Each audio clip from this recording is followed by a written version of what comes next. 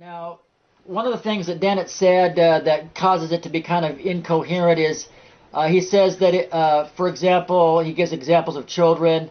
It says, it is the same incoherence that children notice, but tolerate happily in fantasy, in such fare as Casper the Friendly Ghost. How can Casper both glide through walls and grab a falling towel? How can mind stuff both elude all physical measurement and control the body?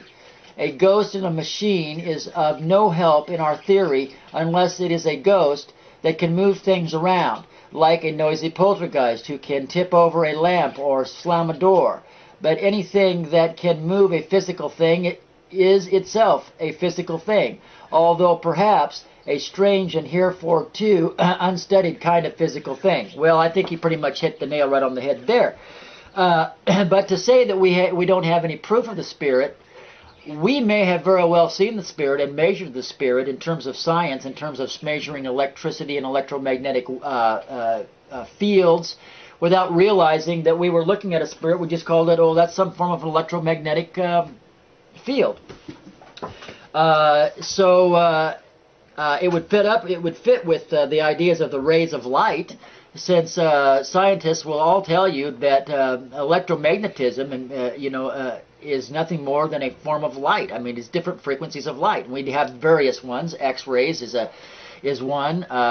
Radiation, decay, and whatnot. That's from a nuclear blast. All of those are frequencies of light, really. Basically, the Bible talks about how God created all things and holds it all things together, and He is the Father of light. So the Spirit is a type of electromagnetic force. We may have actually measured it and not realized that we were even looking at it. And how can you take this energy, if you're looking at this energy field, how can you look at the energy, even if you can measure it, that it is some type of energy? How can you say or determine whether or not it has a will, a mind, emotions? You don't necessarily know that just by giving it a measure and being able to detect it. Then again, it may be another type of energy that we have not been able to detect at this point. It's still electromagnetic of some form, but it may be at a frequency we have not yet tapped into or realized exists. But we will as we advance more in science. But now, to answer the idea about the Casper thing, I'm going to borrow my daughter's static energy. We're just going to assume that this this static electricity being picked up in this comb is the Spirit. Okay, now also see down here, we'll get a little closer. We got a match balanced on a 5-cent piece. Now I'm going to carefully put this glass over the top of it, like so. The glass is a wall now. The match is physical substance, like a towel. Now we're going to really build up some electrostatic electricity. And now we're going to go ahead and move this around. You see how that's moving it around like that? See, like that? Spinning it around. That's how energy passes through a wall and manipulates physical substance. So it is possible, as you can see, for a spirit it is possible, as you can see, for a spirit, being energy, to pass through walls. Spirit is energy, and energy can manipulate physical substance and matter. And this energy has a conscience, mind. It is a mind. It has a will, emotions, and whatnot, and the ability to. These small basic demonstrations just simply show that energy can manipulate physical matter. An invisible force can act upon a visible force, and it's a crude example using static electricity. But again, the Spirit is also energy, and it is capable of doing the same things.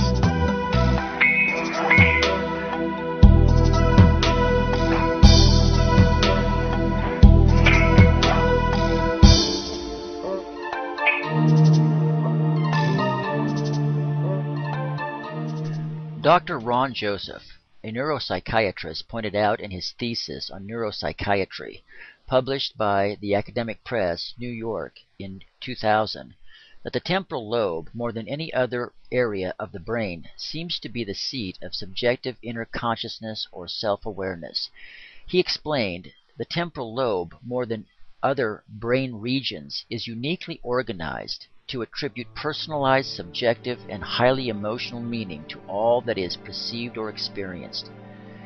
He further stated, of all brain regions, only stimulation or activation of the temporal lobe, or underlying limbic structures, gives rise to personalized, subjective, emotional, and sexual experiences, and then went on to quote Glure, 1997, Helgren, 1992.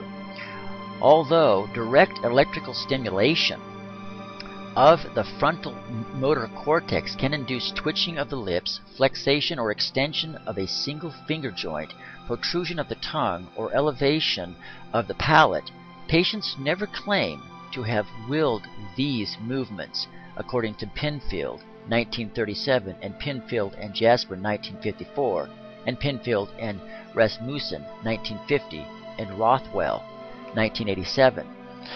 This fact regarding the temporal lobe, then, seems to suggest the temporal lobe is the connecting point between the I consciousness or spirit and the physical universe of the brain and body. The experiments done with this region of the brain suggest, to my mind, the temporal lobe is the plug-in point for the spirit to the house of the physical body, and in certain people with particularly high-functioning temporal lobe circuitry, there exists an easier pathway for connection with all that is spiritual, as well as a more acute sensitivity in such individuals to electromagnetic fluctuations within their environment, be it due to fields generated naturally or due to another disembodied entity that is also electromagnetic in form. In these individuals, certain techniques such as hypnosis, as well as rituals that stimulate temporal lobe activity, such as meditation or seances, could potentially loosen the connection between their spirit and their brain, producing dissociative effects, which in turn permits an outside mind to superimpose its ideas through or upon the brain circuitry through the temporal lobe gateway.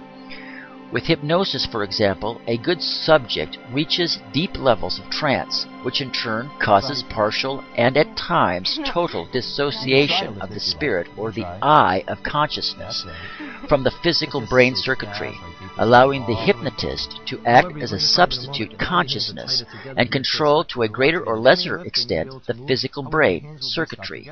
And of course, seances, meditation, hypnosis, and any other ritual or technique that can trigger this dissociation of the spirit man from the brain opens the sensitive person up to other minds, ghosts, or entities that can then superimpose themselves upon this loosened connection, and in rare instances even take total possession of the machine.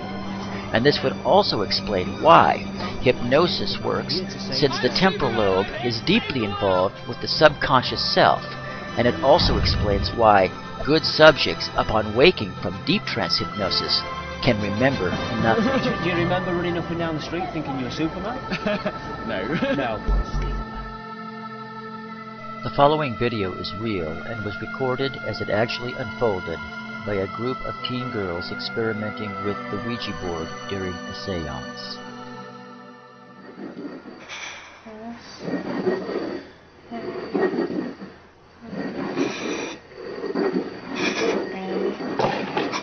Are you okay? Bethard, oh my God! Bethard! Bethard! Bethard! Bethard! Bethard! Get rid of it! Bethard! Bethard! Bethard! Bethard! Bethard! Bethard, are you okay? Oh my God, you guys! Bethard! Okay. Like a little bird. Bethard. How do you get rid of it? Don't have to say your name. Bethard. Bethard. Bethard, are you okay? Come here, guys. Come on, come on. Bethard. Bethard. Oh my God. Bethard. Bethard. Do you need water? You want some water? Guys? Can we get some water, please? Are you okay?